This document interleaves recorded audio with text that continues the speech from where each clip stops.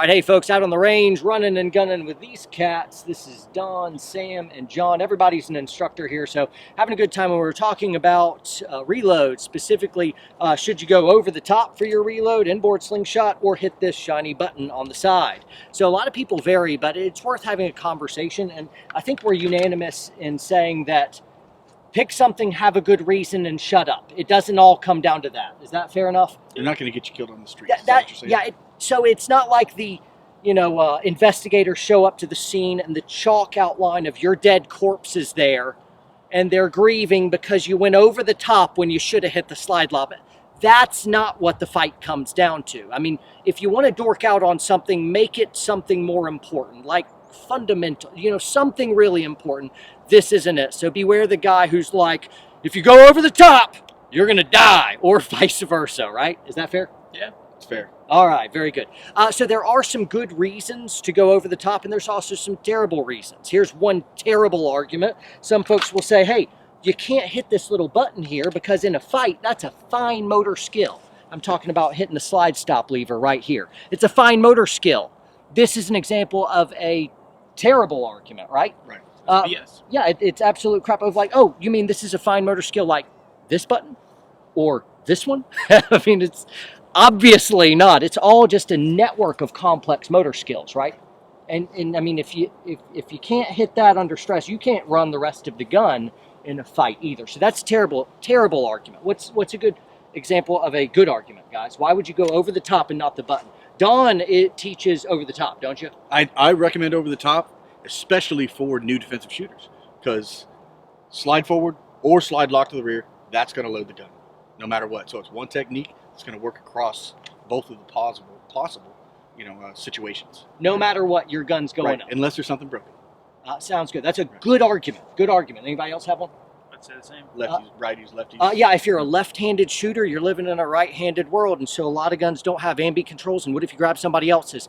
You may just assume go ahead and go over the top, so it'll work for everything. Also, if you have a subcompact gun, like a little Shield or a Glock 43 or something, and that button is difficult to push, just go ahead and go over the top. Another instructor friend says, hey, what about a battlefield pickup? You never know, and going over the top will get anything working. So, that one I have a little bit more issue with, because that would mean you'd have to also do a battlefield pickup of a spare magazine and then stage it. So it's kind of like, I don't know about, but anyway, there's some good arguments out there, right? The slide stop lever is the school of thought I prefer. And part of the reason why is, hey man, it is just as consistent as over the top for me, and there is just nothing faster. We'll go ahead and shoot in just a moment. You can kind of see the speed differences, but that slide stop lever works every time. I mean, how many of you guys have gone over the top and actually missed it before? Never? I've missed it. You've never missed it? I've missed it a couple times when I didn't have an arm on. Gotcha. When you have an RMR, it's hard to miss, but I've seen students miss, and I've missed it as well. Y'all are all superhuman, so congratulations for being amazing. But I've missed this. I've never missed this. Now, when it comes to the slide stop lever, the real big thing to remember is always go for a nice 1-2. So listen to the sound here. I'll go, hear the 1-2. That's what you want, rather than just going for one sound like this. This will get you in trouble. Hear that? And look what it banged out. So this isn't an inconsistency of the methodology. This is because I failed to, man, I'm really glad that actually happened. That's because I was a little over ambitious with this slide stop lever, and I needed to just go ahead and 1 and 2 and stage my thumb in such a way that it'll hit and come down, and then I can go ahead and punch out. But it works every single time for me, and that's why I dig it. There is nothing faster, right? So anyway, let's go ahead and see that. I'll just do a little 1-and-1 drill, and I'll just demo both things. I'm not flying fast. I'm just going to do nice and consistent here. Somebody else want to demo the over the top?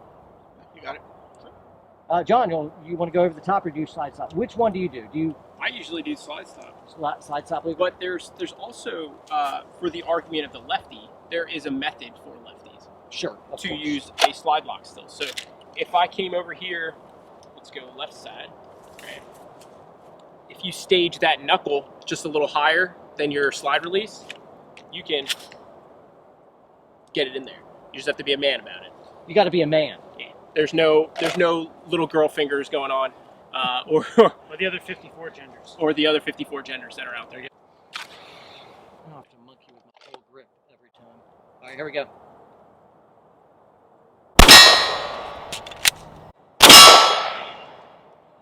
Groovy, nice, smooth, quick, over the top.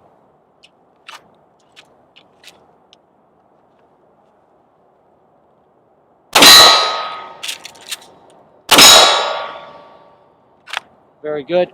Both methods work really, really well. They're nice and consistent. You saw the first one was a little bit quicker. I don't really care. Whatever blows your hair back. Just don't be an obnoxious nerd and go around saying your way is the only method. Both work. Just have a good argument. Stick with it and dork out on something more important, right? Train hard, train smart. Guys, y'all got anything? All right, see you guys.